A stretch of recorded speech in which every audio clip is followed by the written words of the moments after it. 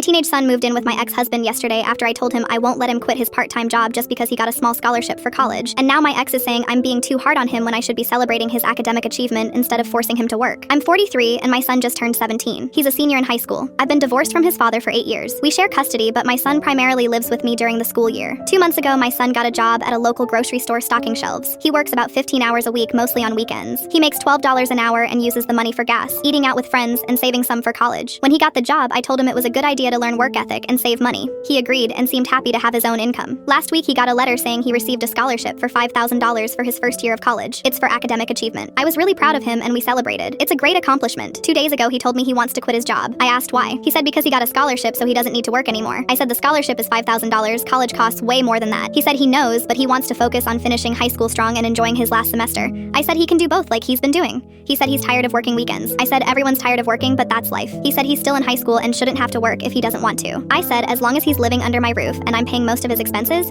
he needs to contribute by working. He said his friends don't have jobs. I said I don't care what his friends do. He said I'm being unfair. I said life is unfair and he needs to learn that. He asked if he could at least cut his hours. I said no, because if he cuts his hours, he'll make less money and he needs to save for college. He said that's what the scholarship is for. I said the scholarship is $5,000 for 1 year. His college costs are going to be over $30,000 a year, even with the scholarship. He said he'd take loans. I said he'd take loans and also keep working to minimize those loans. He called his dad. His dad called me and said I should let our son enjoy his last semester of high school. I said he can enjoy it while also working 15 hours a week like he's been doing. My ex said our son just got a scholarship and deserves a break. I said a scholarship is not a free pass to quit a job. My ex said I'm being too rigid. I said I'm being realistic about the cost of college. My ex said he'll help more with college costs if it means our son can quit. I said our son doesn't need to quit, he needs to learn responsibility. My ex said making a 17-year-old work when he has a scholarship is overkill. I said teaching him that scholarships don't cover everything and work is necessary is good parenting. My son asked if he could move in with his dad full-time. I said if he wants to live somewhere with no rules, that's his choice, but I'm not changing my position. He packed a bag and left. My ex texted saying our son is upset and I'm being unnecessarily harsh.